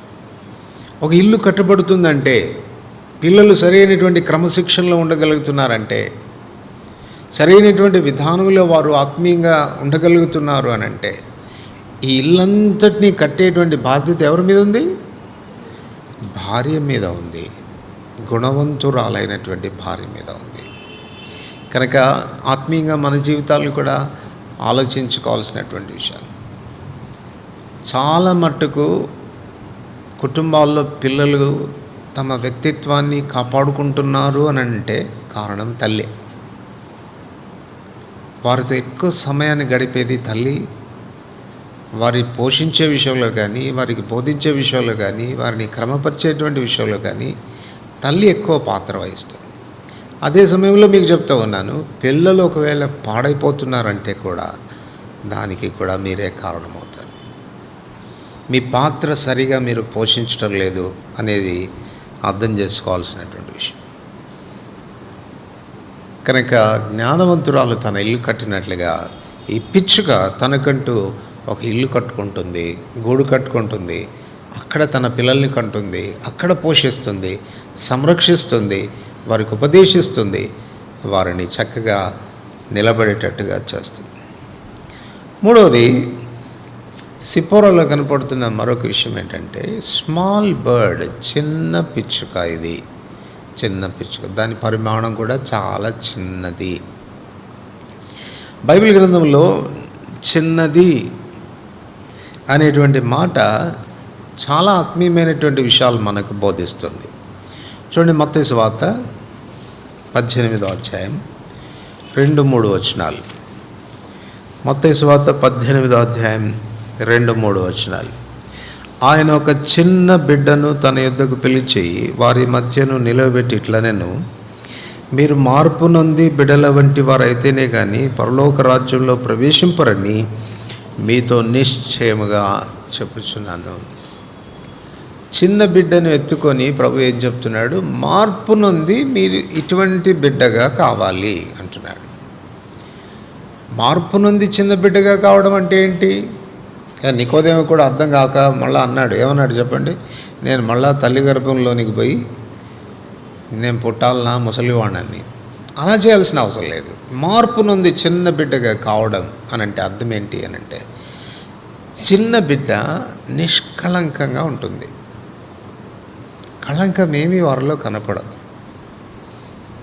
అందుకే బిడ్డల్లో దైవ సారూప్యాన్ని మనం చూడవచ్చు. వాళ్ళలో కళంకం ఏమీ కనపడదు. పరలోక రాజ్యానికి వారసులు అవటానికి ఉన్నటువంటి ప్రాథమికమైనటువంటి అర్హత ఏది అని అంటే పరిశుద్ధత. ప్రకటన 21 చివరి వచనంలో మనం చదువుతాం, నిషిద్ధమైనది ఏదైనాను అపవిత్రమైనది ఏదైనాను అందులో ప్రవేశింపదు అని చెప్పి. కనుక ఈ చిన్నతనం, బాల్య దశ దేని గురించి మాట్లాడుతుందంటే నిష్కళంకమైన జీవితాన్ని గురించి, పవిత్రంగా ఉండేటువంటి జీవితాన్ని గురించి మాట్లాడుతుంది. పిచ్చుక చిన్నది, నిష్కళంకమైనది అని చెప్పుకోవచ్చు. రెండవది మత్తయి సువార్త 18వ అధ్యాయం 4వ వచనం. మత్తయి సువార్త 18వ అధ్యాయం 4వ వచనం. కాగా ఈ బిడ్డ వలె తను తాను తగ్గించుకుని వాడెవడో వాడే పరలోక రాజ్యంలో గొప్పవాడు. సో చిన్న పిల్లల్లో కనపడేటువంటి మరొక లక్షణం ఏంటి అంటే చాలా సులభంగా తగ్గించుకుంటారు. చాలా సులభంగా తగ్గించుకుంటారు. మీరు చూడండి, ఒకవేళ గొప్ప స్థానంలో ఉన్నటువంటి వ్యక్తి యొక్క పిల్లలు ఉంటారు, మధ్య స్థానంలో ఉన్నటువంటి పిల్లలు ఉంటారు, దీన స్థితిలో ఉన్నటువంటి వారి పిల్లలు కూడా ఉంటారు. ఒకవేళ వీళ్ళందరూ కలిసి ఒక చోట ఆడుకుంటున్నారు అనుకోండి, ఏయ్ నేను రాజకుటుంబంలో నుంచి వచ్చాను అన్నట్టుగా వాడేమి ఉండడు. వీడు అంతా కలిసి ఆడుకుంటూనే ఉంటారు. ఎట్లా ఆడుకుంటారంటే చాలా క్లోజ్గా ఆడుకుంటారు, ఏం తారతమ్యం లేకుండా ఆడుకుంటూ ఉంటారు. కొన్నిసార్లు మనమే ఏం చేస్తాం, రే వాళ్ళతో నువ్వు ఆడుకోవటమా, రారా వాడిది అని లాక్కొచ్చేస్తూ ఉంటాం మనం. కానీ వాడికి ఏముండదు, మళ్ళీ వదిలిపెట్టగానే మళ్ళీ పరిగెత్తిపోతాడు వాళ్ళ దగ్గరికి, వాళ్ళతో ఆడుకుంటూ ఉంటాడు. నేను, నా అంతస్తు, నా స్థానము, నా కులము, మా అమ్మ నాన్నల స్థితి ఏం ఆలోచన ఉండదు వాడికి. తగ్గింపు జీవితం, తగ్గింపు స్వభావం పిచ్చుకలో కనపడుతున్నటువంటి నైజం ఇది. మొదటిగా అది చాలా నిష్కళంకమైనది. రెండవది దానిలో కనపడేటువంటి తగ్గింపు. రక్షించబడి ఎంతకాలమైంది పిచ్చుక? దీనత్వం ఏమైనా వచ్చిందా? అసలు ఆత్మీయత అంటే ఏంటో తెలుసా అండి? ఆత్మీయత అంటే ఏంటి అని అంటే నేను చిన్నదాన్ని, నేను పిచ్చుకను అని అనుకోవడమే ఆత్మీయత.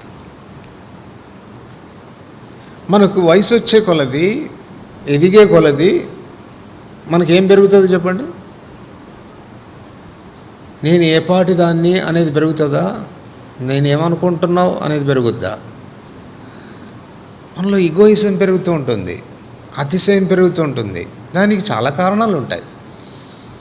అది మన ఐశ్వర్యాన్ని బట్టి కావచ్చు, మన విద్యాబుద్ధులను బట్టి కావచ్చు, మనకున్న ధనాన్ని బట్టి కావచ్చు, మన అందాన్ని బట్టి కావచ్చు, మరి ఇతర ఏ కారణాలైనా కావచ్చు. అతిశయం అనేది పెరుగుతూ ఉంటుంది. అయితే నిజమైనటువంటి ఆత్మీయత, దేవుడు ఆశించేటువంటి ఆత్మీయత ఏంటి అని అంటే దీనత్వం, తగ్గించుకోవటం. ఈ తగ్గించుకునేటువంటి స్థితి ఎలాగొస్తుంది అని అంటే దేవుని గూర్చిన ప్రత్యక్షత ద్వారా వస్తుంది.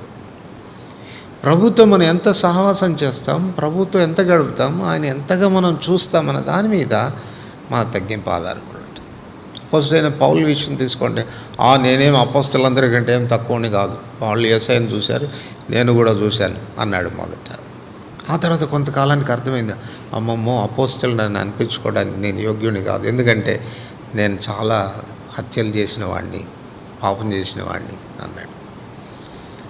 ఆ తర్వాత ఎఫెసీయులకు రాస్తూ అంటాడు, నేను పరిశుద్ధులతో కూడా సమానంగా పోల్చుకునే స్థితి నాకు కనిపించడం లేదు, పరిశుద్ధులందరికంటే నేను అల్పుడను అని చెప్పాడు. చివరికి తాను ఇంకా 2 సంవత్సరాలకు తను శిరచ్ఛేదనం చేయబడతాడు, చనిపోబోతాడు. అప్పుడు తిమోతికి రాస్తూ అంటాడు, నేను పాపుల్లో ప్రధానుడను. తన గ్రాఫ్ చూడండి, ఆత్మీయంగా ఎదుగుతూ వచ్చే కొలది తను గురించిన అభిప్రాయం అనేది తగ్గుతూ వచ్చింది. మొదట నేను ప్రవక్తను అనుకున్నాడు, అపోస్తలుడు అనుకున్నాడు, వాళ్ళతో ఏం తక్కువ ఏం కాదనుకున్నాడు. అక్కడి నుంచి బహుశా నేను పరిశుద్ధుల్లో ఉండొచ్చేమో అనుకున్నాడు, వాళ్ళకంటే తక్కువ అనుకున్నాడు. మళ్ళీ అక్కడి నుంచి ఇంకా కాస్త కిందికి వచ్చి పాపుల కంటే పాపుల్లో నేను ప్రధానుడు, నా అంత పాపి ఇంకొకడు ఉండడు అన్నాడు. అందుకే రోమా 7:18 చెప్తాడు, నా యందు నా శరీరం అందు మంచిది ఏది నివసింపదని నేను ఎరుగుతాను. ఆత్మీయమైన స్థితి ఎప్పుడు అని అంటే మనల్ని మనం ఎంత తగ్గించుకుంటాం. ఇప్పుడు చెప్పండి, మనం పిచ్చుకలమా ఏనుగులమా?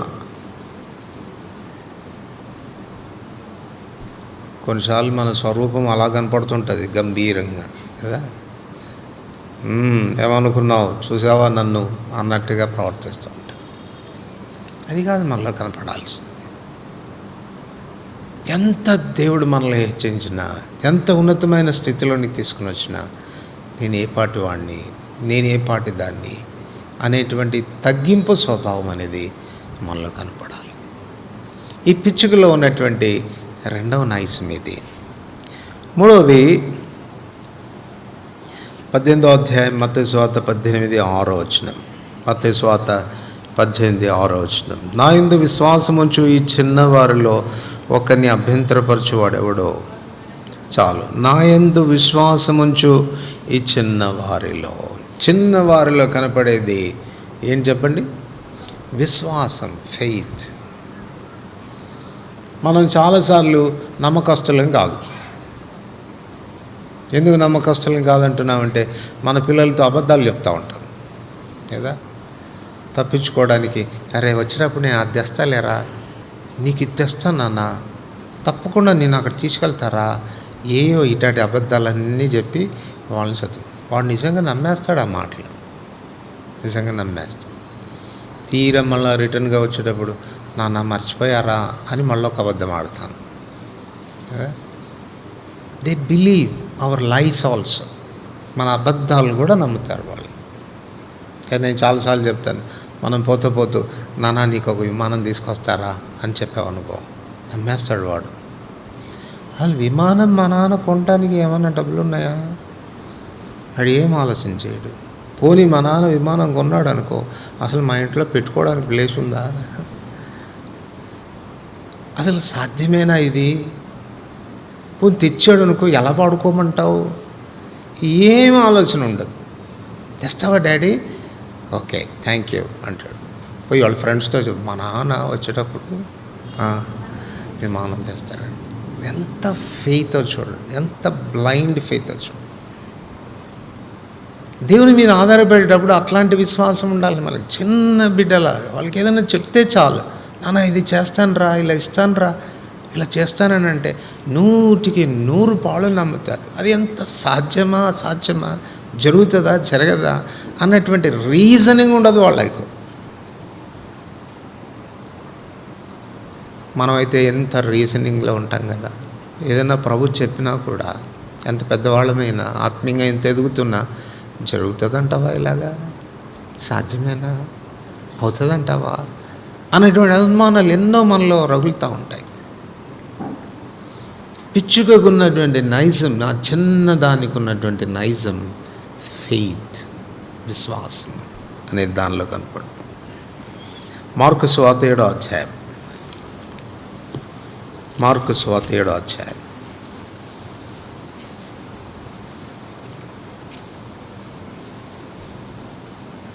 36-37 వచనాలు.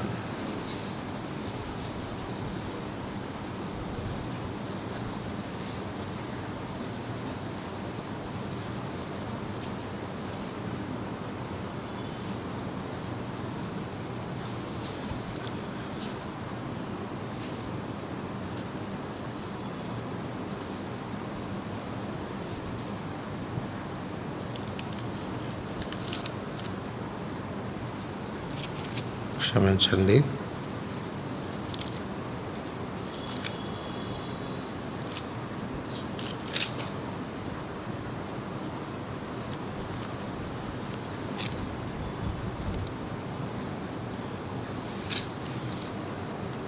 చిన్నవారిని గురించి రాస్తూ చెప్తాడు ఒక మాట.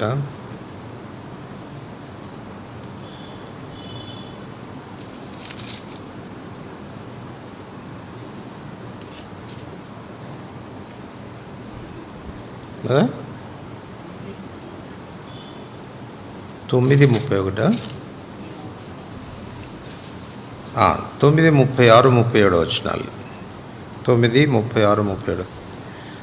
ఒక చిన్న బిడ్డను తీసుకొని వారి మధ్యను నిలబెట్టి వాడిని ఎత్తి కౌగిలించుకొని, ఇట్టి చిన్న బిడ్డల్లో ఒకరిని నా పేరిట చేర్చుకున్నవాడు నన్ను చేర్చుకొనును.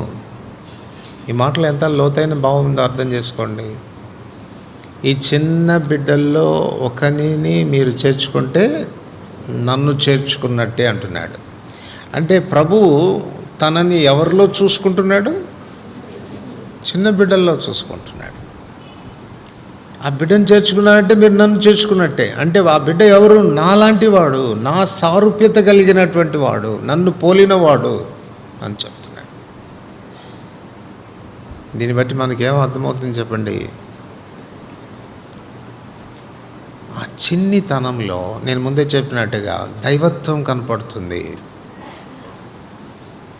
దేవుని యొక్క సారూప్యత వాళ్ళలో కనపడుతుంది. అంచేతన పుట్టిన బిడ్డలను మీరు చూడండి, వాళ్ళలో ఆ అమాయకత్వము, ఆ దీనత్వము, ఆ కోమలత్వము, తర్వాత పెరిగే కొలది ఇవన్నీ పోతాయి, డిసపియర్ అయిపోతాయి. కానీ బాల్య దశలో మాత్రం అరితిగా. అందుకే ఇప్పుడు ప్రభు మనకేం చెప్తున్నా అంటే, ఇప్పుడు పెరిగే కొలది పోగొట్టుకునేవి మీరేం కావాలా? మళ్ళా మార్పు నంది బిడ్డలు వంటి వాళ్ళు కావాలా? మళ్ళీ ఆ సుగుణాలను మీరు సంతరించుకోవాలి. అది ప్రభు కోరుతుండేటువంటి. సో ఈ చిన్నదైనటువంటి పిచ్చుక మనకి ఈ విషయాలు నేర్పిస్తుంది. మొదటిగా అది నిష్కళంకమైనది, రెండవది అది చాలా దీనమైన స్వభావం గలది, మూడవది అది విశ్వాసాన్ని కలిగినటువంటిది, నాలుగవది దైవ సారూప్యత కలిగింది, దేవుని పోలిక దానిలో మనం చూడవచ్చు. నాలుగవదిగా ఈ పిచ్చుకకు ఉన్నటువంటి గుణలక్షణం ఏంటి? ఈ దినాల్లో పాపం మన పిల్లలు పిచ్చుకలు చూడలేకపోతున్నారు. ఒకప్పుడు చాలా ఉండేవి. ఎక్కడ తిరిగేవి చెప్పండి? అవి మన ఇళ్లల్లోనే తిరిగేవి కదా, మనతోనే కలివిడిగా ఉండడానికి ఇష్టపడేవి. ఒకవేళ మనం ఇష్టపడితే మన ఇంటిలోనే గూడు కట్టుకోవడానికి ఇష్టపడేవి. కలివిడిగా తిరిగేటువంటి స్వభావం ఈ పిచ్చుకకు ఉన్నటువంటి నైజం. ఇంకో మాలో చెప్పుకోవాలంటే ఫ్రెండ్లీ నేచర్ అని చెప్పుకోవచ్చు. స్నేహభావం కలిగినటువంటి పిచ్చుక అది. ఎక్కడో దూరంగా పోవడానికి ఇష్టపడదు, మనతోనే, మన మధ్యలోనే తిరగడానికి, మనతోనే ఉండడానికి, ఇష్టమైతే మీ ఇంట్లోనే గూడు కట్టుకుంటాను అన్నట్టుగా అది మనతో స్నేహం చేసేదానికి కలివిడిగా ఉండేటువంటి నైజం దానికి. మనలో కూడా అట్లాంటి నైజం కలిగి ఉండాలి. మానవత్వంలో ఔన్నత్యమైనటువంటి ప్రేమకు చిహ్నం స్నేహం. యోహాను సువార్త 15:13 చెప్తాడు, ఒక స్నేహితుని కొరకు ప్రాణం పెట్టు వానికంటే ఎక్కువైన ప్రేమ చూపగలవాడెవడు లేడు అన్నాడు. అందుకే అంటున్నాను, మానవత్వంలో మనం చూపదగిన ఔన్నత్యమైనటువంటి ప్రేమ, స్నేహం, ఫ్రెండ్షిప్. కనుక ఈ నైజం మనకు ఉండాలి, ఈ కలివిడి తత్వం మనకు ఉండాలి. చాలా పర్యాలు ఇది మనలో లోపిస్తూ ఉంది. ఎవరితో మనం ఫ్రెండ్షిప్ చేయాలి, ఎవరితో మనం కలివిడిగా ఉండాలి అంటే మన పరలోకపు తండ్రితో కలివిడిగా ఉండాలి, కలిసి ఉండాలి పరలోకపు తండ్రితో. ఎందుకు? యోహాను సువార్త 15:15 చెప్తాడు, నేను మిమ్మల్ని దాసులని పిలవక స్నేహితులని పిలుచుచున్నాను. ఎందుకనగా ఏ యజమానుడు కూడా దాసునికి అన్ని సంగతులు తెలియచేయడు, కానీ నా తండ్రి వలన విన్న సంగతులన్నీ మీకు తెలియచేయాలని కోరుకుంటున్నాను. కనుక మీరు నాకు ఫ్రెండ్స్గా ఉండాలి, స్నేహితులుగా ఉండాలి అని అనుకుంటున్నాను. మీరు చెప్పండి, ఈ పిచ్చుకకున్న నైజం కలివిడిగా ఉండేటువంటి నైజం, ఫ్రెండ్లీగా ఉండేటువంటి నైజం, మన ప్రభుతో అంత ఫ్రెండ్షిప్ చేస్తున్నామా? అంత కలివిడిగా ఉన్నామా? ఫ్రెండ్స్ ఎప్పుడెప్పుడు కలుసుకుంటారండి? ఫ్రెండ్స్ ఎప్పుడెప్పుడు కలుసుకుంటారు? ఫ్రెండ్స్ కలిస్తే ఎంతసేపు గడుపుతారు? వాళ్ళకి టైం తెలియదు. ఫ్రెండ్స్తో కలిశారని అంటే టైం తెలియదు. ముఖ్యంగా లేడీస్ ఫ్రెండ్స్ అయితే మరీ టైం తెలియదు. గంటలు గంటలు గంటలు గంటలు సమయం పోతూనే ఉంటుంది. మన ప్రభుతో మనం చేసేటువంటి స్నేహం ఎట్లా ఉంది? అసలు ఫ్రెండేనా నీకు ఆయన? స్నేహితుడేనా? లేకపోతే అప్పుడప్పుడు కలుస్తాను చూసి హాయ్, హలో, బాగున్నావా, మళ్ళీ ఇంకేం ఉండవు. అట్లాగనే మనం కూడా ప్రభుతో అప్పుడప్పుడు హాయ్ ప్రభా బాగున్నావా, అలాగుంటున్నామా? ఆయన నిజంగా మనకు ఫ్రెండ్గా ఉన్నాడా? ఆయనతో కలిసిమెలిసి పోతా ఉన్నామా? ఆయన అన్ని విషయాలు నీతో పంచుకుంటున్నాడా? అబ్రహాంతో అంటాడు కదా, నేను చేయబో కార్యమును అబ్రహామునకు దాచెదనా. Abraham is my friend. నేను ఏదైనా చేయాల్సి వచ్చినప్పుడు నేను దాచిపెట్టలేను, చేయకముందే చెప్పేస్తా. ప్రభు నీతో మాట్లాడుతున్నాడా? అలాగా ఒక ఫ్రెండ్ లాగా ఉంటున్నాడా? సంగతులన్నీ చెప్తా ఉన్నాడా? అడపదడప మాట్లాడతాడా? ప్రభుత్వం మనకున్న స్నేహభావాన్ని మనం పెంచుకోవాల్సినటువంటి అవసరం ఉంది. చూడండి, మోషేని గురించి రాస్తూ నిర్గమకాండం 33వ అధ్యాయం 11వ వచనం. మోషేని గురించి ఏమని చెప్తాడు? నిర్గమకాండం 33వ అధ్యాయం 11వ వచనం. మనుషుడు తన స్నేహితునితో మాట్లాడునట్లు యెహోవా మోషేతో ముఖాముఖిగా మాట్లాడుచుండెను. ఈ అనుభవం అనేది మనకు రావాలి. మనుషుడు తన స్నేహితునితో మాట్లాడునట్లు యెహోవా మోషేతో ముఖాముఖిగా మాట్లాడుచు. సో ఆయనతో అట్లా ఫ్రెండ్షిప్ చేయడం నేర్చుకోవాలి. నేను చాలాసార్లు చెప్పాను, కొత్త వాళ్ళు ఉంటారు, మళ్ళీ చెప్తాను. గుంటకల్లో ఒక సహోదరి ఉండేది. ఆ దినాల్లో రిక్షా బళ్ళు ఎక్కువగా ఉండేవి. తన డ్యూటీకి వెళ్ళేటప్పుడు ఎప్పుడు రిక్షా హైర్ చేసుకొని వెళ్ళేది. రిక్షాలో కనీసం ఇద్దరు కూర్చోవడానికి సీట్ ఉంటుంది కదా. ఇద్దరు ఉన్నప్పుడు అటు ఇటు జరిగి కూర్చుంటాము. ఒక్కళ్ళే ఉన్నప్పుడు ఏం చేస్తాం చెప్పండి? మంచిగా సెంటర్లో కూర్చుంటాం. కానీ ఈమె ఎప్పుడు సెంటర్లో కూర్చునేది కాదు, ఒకవైపుకే కూర్చునేది. ఎందుకు అని అడిగితే ఆమె ఏం చెప్పేది తెలుసా? ఎస్ఐకి కూడా చోటు ఇవ్వాలి కదా అని. పాపం కొంచెం హాస్యాస్పదమేది, ఎందుకంటే భౌతికంగా ఎస్ఐ వచ్చి ఏమి కూర్చోడు. కానీ ఆమె కాన్సెప్ట్ మెచ్చుకోవచ్చు, ఆమెకున్న ఆలోచన మెచ్చుకోవచ్చు. ఏమనుకుంటుంది చెప్పండి? నా ప్రభు నాతో కూడా ట్రావెల్ కావాలి అని ఆలోచిస్తుంది. హెబ్రోన్లో ఒక సిస్టర్ ఉండేది. ఆమెను గురించి మేము విన్నటువంటి విషయం ఏంటంటే, మనం అందరం స్నానం ఎప్పుడు చేస్తాం చెప్పండి? ఉదయకాలం లేవగానే చేస్తాం కదా. ఆమె ఉదయకాలం చేస్తుంది. మళ్ళీ రాత్రి పడుకోబోయే ముందు చక్కగా స్నానం చేసి, యాజ్ ఇఫ్ అంటే పడకపోయే ముందు ఒక బయటికి వెళితే ఎట్లా సిద్ధపడతారో అట్లా సిద్ధపడి తను పడుకునేదంట.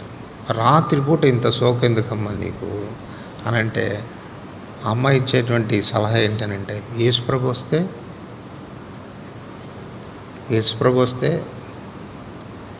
ప్రభుత్వం వాళ్ళు చేసేటువంటి స్నేహం చూడండి ఎట్లా, ఎంతసేపు తను కూర్చున్న ఆలోచన, తను కూర్చున్నటువంటి అభిప్రాయం, తనతో మాట్లాడాలి, తనతో కలిసి ఉండాలి అన్నటువంటి ఆలోచన.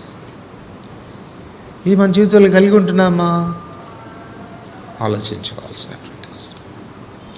రెండవది, మనం ప్రభుత్వం మనం స్నేహించడం మాత్రమే కాకుండా, యోహాను సువార్త 15వ అధ్యాయం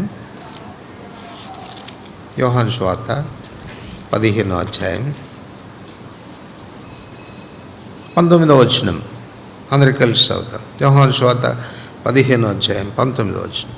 మీరు లోక సంబంధులైతే లోకం తన వారిని స్నేహించును. చాలు. లోక సంబంధులైతే వాళ్ళు ఎవరిని స్నేహిస్తారు? లోకంలో ఉన్న వాళ్ళని ప్రేమిస్తారు, వాళ్ళని స్నేహిస్తారు. మరి మనం దేవుని సంబంధులమైతే ఎవరిని ప్రేమించాలా? ఎవరిని స్నేహించాలా? దేవుని ప్రజలతో మన స్నేహం ఉండాలి కదా. 16వ కీర్తన 3వ వచనంలో దావీదు ఏమంటాడు చెప్పండి? భూమి మీద ఉన్న భక్తులే శ్రేష్ఠులు, వారు కేవలం నాకు ఇష్టలు అన్నట్టు. సో నా ఫ్రెండ్స్ ఎవరు అంటే, భూమి మీద భక్తులే నా ఫ్రెండ్స్, విశ్వాసులే నా స్నేహితులు. వాళ్ళు నాకు చాలా ఇష్టం. వాళ్ళు మనకు కూడా విశ్వాసులు ఇష్టం, కానీ అందరు కాదు. మనకు ఒక కేటగిరీ ఉంటుంది, ఒక ప్రాతిపదిక ఉంటుంది. దానిని అనుసరించి మనం ఫ్రెండ్షిప్ చేస్తాం. నీవు నేను ఒకటే, మనం ఒకటిగా ఉండాలి. వాళ్ళు మనకుంటే వేరు, వాళ్ళు కాదు మనతో. ఏ ప్రాతిపదికన నువ్వు స్నేహిస్తున్నావు? ఏ ప్రాతిపదికన స్నేహిస్తున్నావు? యేసు ప్రభు రక్తం ద్వారా విమోచించబడిన ప్రజలందరూ భక్తులే, వారందరూ విశ్వాసులే. అంచేత మన స్నేహం అనేది అందరితో ఉండాలి, సమానంగా ఉండాలి. ఒకళ్ళని అమితంగా ప్రేమించేది, ఒకళ్ళతోనే కలిసి ఉండేది, ఆ గుంపే నా గుంపు అనుకోవటం చాలా విచారకరమైనటువంటి విషయం. పిచ్చుక అలాంటిది కాదు, అందరితో కలివిడిగా ఉంటుంది, అందరితో కలివిడిగా ఉంటుంది. సహోదరుడు భలే చెప్పేవండి, కొంతమంది విశ్వాసులు అని చెప్తారు, కానీ పిశాచులు ఉంటారు, వాళ్ళతో కూడా కలివిడిగా ఎట్లా ఉండమంటావు అంటారేమో. 116వ కీర్తన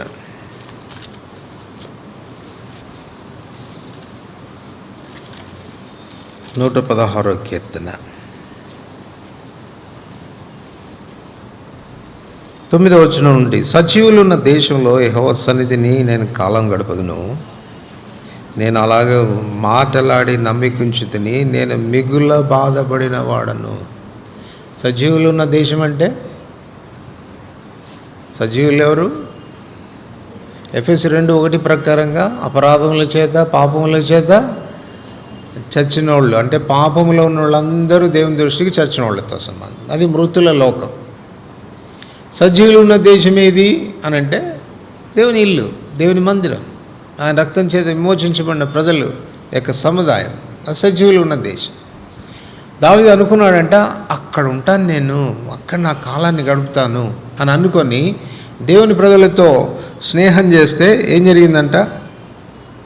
నేను అలాగూ మాట్లాడి నమ్మికుంచితిని, నేను మిగుల. వాళ్ళు ఊరుకోలే, బాధ పెట్టారు నన్ను బాగా. విశ్వాసులు అనుకుంటే వాళ్ళు నన్ను చాలా బాధ పెట్టారు అని అనుకొని తర్వాత ఏం మాట్లాడుతున్నాడో చూడండి. 11వ వచనం, నేను తొందరపడిన వాడనై ఏ మనుషుడు నమ్మదగిన వాడు కాడనుకుంటుని. ఏ మనుషుడు నమ్మదగిన వాడు కాడు అని అనుకుంటే నేను ఎవరినంట? తొందరపడిన వాడిని. హేస్టీగా చెప్తున్నాను ఈ మాట. ఈ అనుమానం లేదు, విశ్వాసుల్లో కూడా బలహీనులు ఉంటారు, పొరపాట్లు అనేది జరుగుతాయి. బట్ స్టిల్ విశ్వాసుల యొక్క సహవాసమే మనకు క్షేమకరమైనటువంటి. అక్కడే మనకు ఆదరణ దొరుకుతుంది, అక్కడే మన ఆత్మీయమైనటువంటి పురుకొల్పు, ప్రోత్సాహము, హెచ్చరిక మనకు కలిగేటువంటి ఆస్కారం ఉంటుంది. కనుక మన స్నేహభావం అనేది కలివిడిగా జీవించడం అనేది అటు దేవుడితోనూ ఆయన ప్రజలతో కూడా మనకు ఉండాలి. కొన్నిసార్లు దేవునితో చాలా బాగున్నాను బ్రదర్, కానీ మనుషులతోనే వచ్చింది గొడవ అంటారు. దేవుడు ఏం చెప్తాడు చెప్పండి? కనపడుతున్న సహోదరుని ప్రేమించలేనాడు, కనపడకుండా ఉన్నా నన్ను ఎట్లా ప్రేమిస్తున్నానంటున్నావు నువ్వు అంటాడు ఆయన. స్నేహితుల మధ్యలో కలిగి ఉండేటువంటి ప్రేమ ఔనిత్యమైనటువంటిది. కనుక తోటి సహోదరులను ప్రేమించడం నేర్చుకోవాలి, వాళ్ళతో కలిసి ఉండడం నేర్చుకోవాలి, కలిసి పోవడం నేర్చుకోవాలి, అన్యోన్యంగా ఉండడం అనేది నేర్చుకోవాలి. ప్రభుతో కూడా మనం ఆ రీతిగా మన స్నేహభావాన్ని పెంచుకోవడం అనేది నేర్చుకోవాలి. ఈ పిచ్చుగా నేర్పించే 4వ పాఠం ఇది. 5వది పరమగీతములు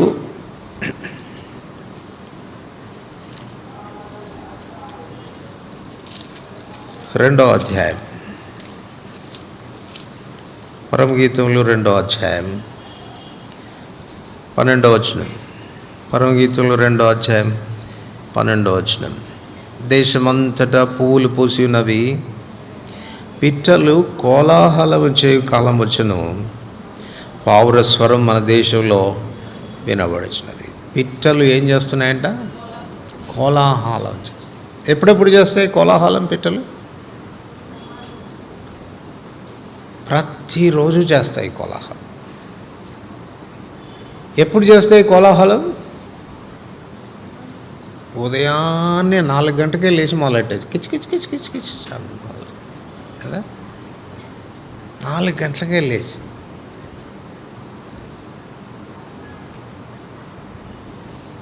చిన్నపిల్లలకు ఒక పాట ఉంది.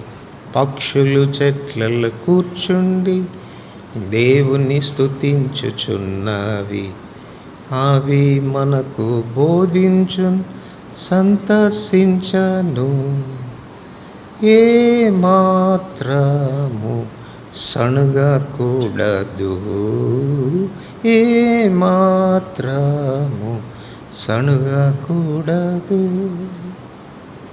పక్షులు చెట్లలో కూర్చుండి దేవుని స్తుతిస్తూ ఉంటాయి ఉదయాన్నే 4 గంటలకు లేచి. మనకు 4 గంటలకు మెలకువస్తేగా మనం లేచేది 9 గంటలకు. లేవగానే ఒక్కసారి భారాలన్నీ మన మీద పడి, ఇంకా టిఫిన్ కాలేదా అని పిల్లలు అడుగుతుంటే, వాళ్ళు అడుగుతుండే, నేను ఒకదాన్ని దొరికాను మీకు? విసుక్కోవటం, సనగడం, గొనగడంతో మన లైఫ్ స్టార్ట్ అవుతుంది. పిచ్చుగా ఉదయాన్నే లేచి 4 గంటలకే లేచి వేకువనే లేచి మొదట చేసే పని ఏంటంటే దేవుని స్తుతిస్తూ ఉంటాం.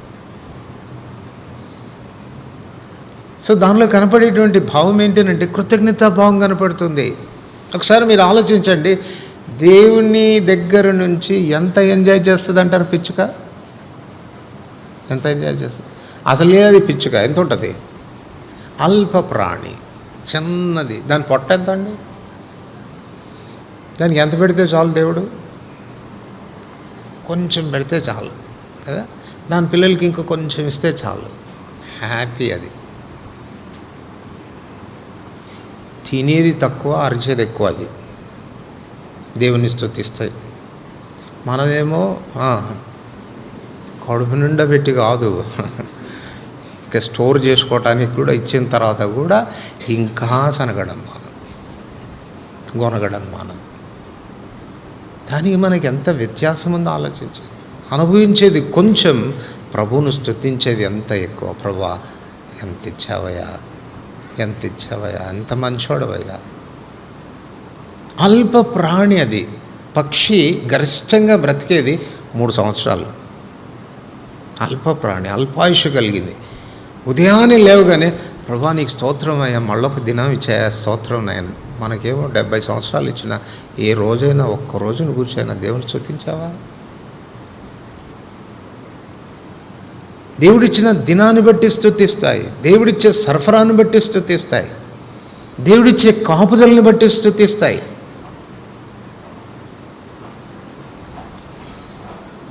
చెట్లలో కూర్చోండి దేవుని స్తుతిస్తూ ఉంటాయి. ఎంత అనుభవిస్తున్నాం మనం, ఎంత అనుభవిస్తున్నాం. సమూయేలు 2వ గ్రంథం 11వ అధ్యాయం.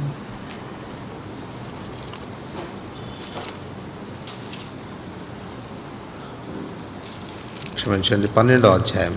సమూయేలు 2వ గ్రంథం 12వ అధ్యాయం 7-8 వచనాలు. 12వ అధ్యాయం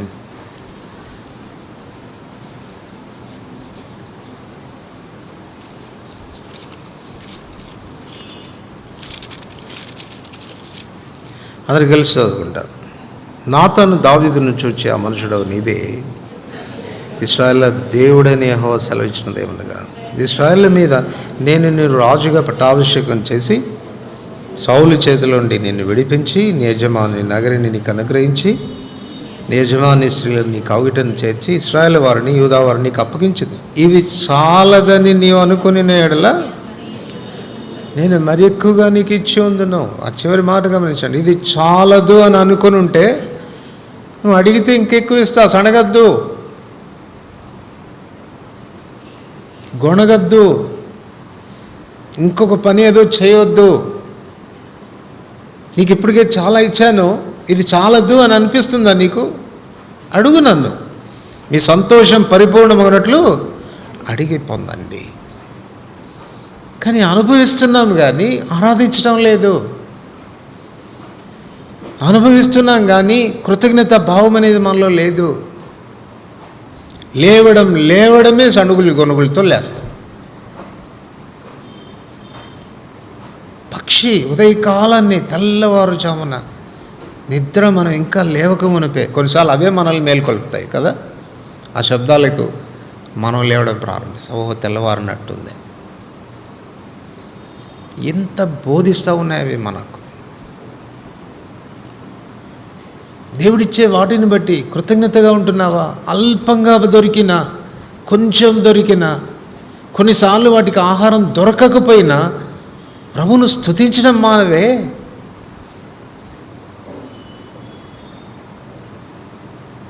సో అలాంటి అనుభవం అనేది మన జీవితంలో మనం కలిగిన వారంగా ఉండాలి. పిట్టలు కోలాహలం చేస్తాయి. పిట్టలు కోలాహలం చేసేది ప్రతిరోజు చేస్తాయి, ప్రతి దినమంతా కూడా చేస్తాయి. ప్రాముఖ్యంగా ఉదయ సాయంకాలాలు ఇంటికి చేరుకోగానే ఉదయాన్నే స్తుతిస్తాయి. ఇంటికి చేరుకున్న తర్వాత కూడా ప్రభువును స్తుతించే, ప్రభా ఈ దినమంతా కాపాడవయ్యా, మా కడుపు నిండా ఆహారం పెట్టావయ్యా, ఎక్కడ ఏది మాకు హాని చేయకుండా భద్రపరిచి మళ్ళీ ఇంటికి చేర్చావయ్యా, నీకు స్తోత్రమయ్యా అని కాసేపు మళ్ళీ ప్రభువును స్తుతించి పడుకుంటాయి. పరమగీతములు 2వ అధ్యాయంలో మనం చదివాము, పిట్టలు కోలాహలం చేయ కాలం వచ్చింది. ఏ కాలం అది? Spring season. చదవండి మళ్ళీ ఒకసారి ఆ మాట. పరమగీతములు 2వ అధ్యాయం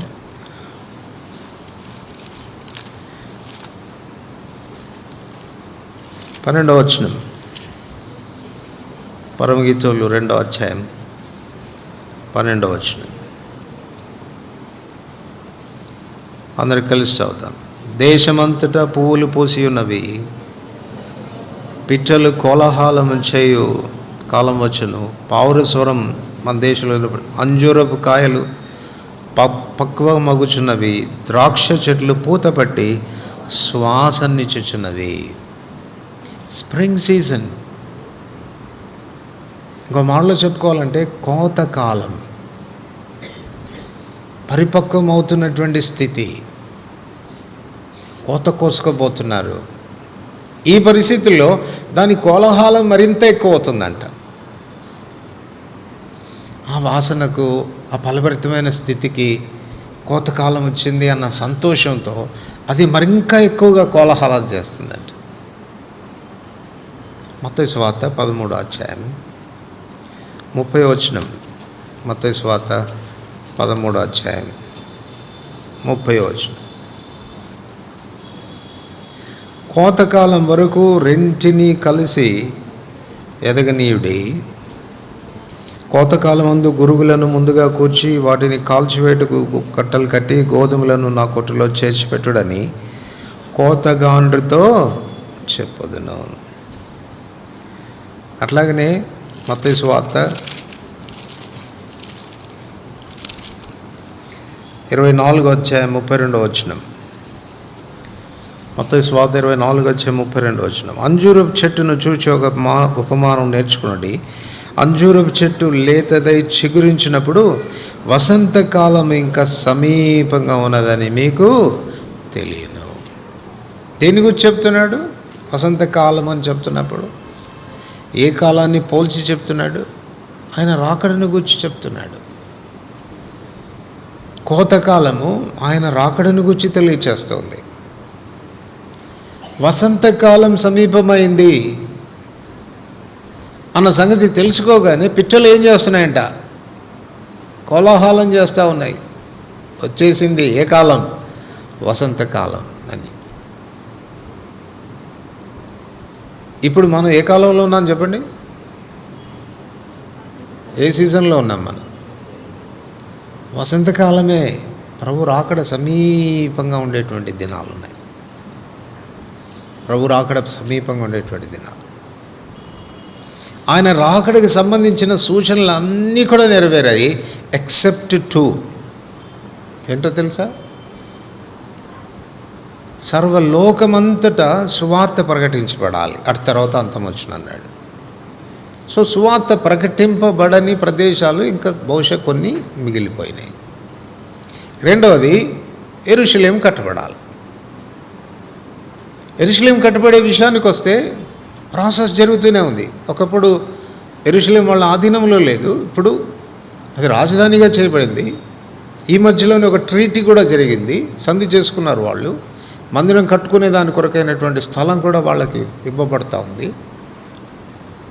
వాళ్ళకి ఒకవేళ స్థలం అనేది వాళ్ళకి గ్యారంటీగా వస్తే వాళ్ళు మందిరాన్ని విదిన్ 2 days 48 hours కట్టగలరు. వాళ్ళకున్న టెక్నాలజీ అంత ఔన్నత్యమైంది, అన్నీ రెడీగా ఉన్నాయి, తీసుకొచ్చి అలా పెట్టేసి ఫిక్స్ చేసేయటమే, మందిరం నిర్మాణం అయిపోతుంది. ఇవన్నీ మనం గమనిస్తున్నప్పుడు దేశం మీదికి దేశం, రాజ్యం మీదికి రాజ్యం లేడు, అక్కడక్కడ కరువులు, భూకంపాలు ఇవన్నీ కలుగుతాయని చెప్పాడు. అవన్నీ కూడా నెరవేర్చబడుతున్నాయి. వీటన్నిటి చూస్తున్నప్పుడు ఏ కాలం అనుకుంటున్నావు? వసంతకాలం ఇది, ప్రభు రాకడ సమీపంగా ఉండేటువంటి దినాలు ఇవి. ఈ పరిస్థితుల్లో పిట్టలేమో కోలాహలం చేస్తున్నాయి, మనం ఏం చేస్తున్నాం?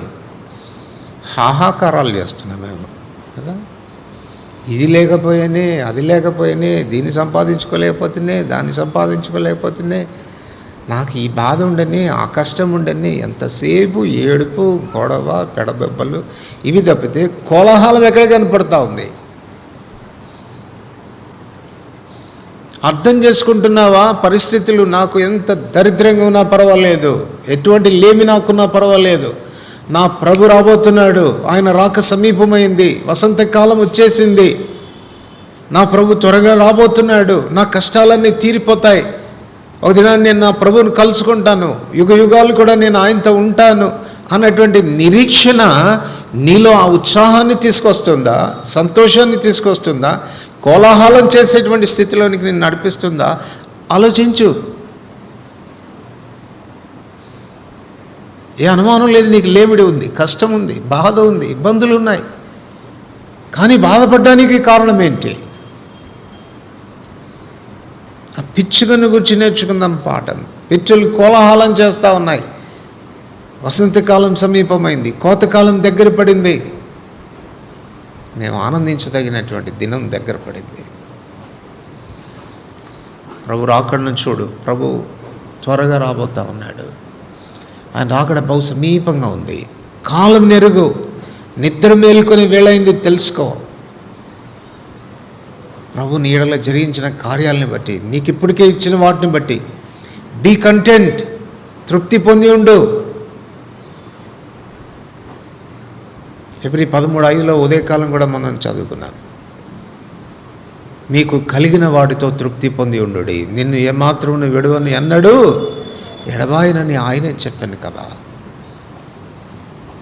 సో దేవుడు ఇప్పటికే మనకిచ్చిన వాటితో తృప్తి పొంది ఉందాం. పక్షులు రేపు ఏమి లేదు, వాటికి రేపు దొరుకుతాయో లేదో అన్నటువంటి నిరీక్షణ కూడా వాటికి లేదు. బట్ స్టిల్ ఈ దినం ఇచ్చావా దేవా, ఈ దినం కడుపు నింపావా, ఈ దినం నా అవసరం తీర్చావా, ఇచ్చిన కొద్దిపాటిని బట్టి దేవుని స్తుతిస్తాం. విశ్వాసులమైన మన జీవితంలో ఆ కంటెంట్ లైఫ్ ఏది? తృప్తితో కూడిన జీవితం ఏది? ఎంత ఇచ్చినా మనకి ఇంకా తృప్తి లేదు. బీరువా ఓపెన్ చేసామంటే 100 చీరలు కింద పడతాయి, ఇంకా నాకు చీర కొని లేదు అని భర్త మీద సనగటం.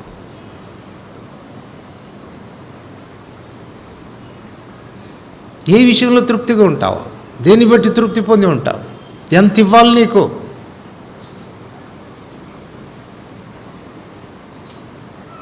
బీ కంటెంట్, తృప్తి పొంది ఉండు, తృప్తి పొంది ఉండు.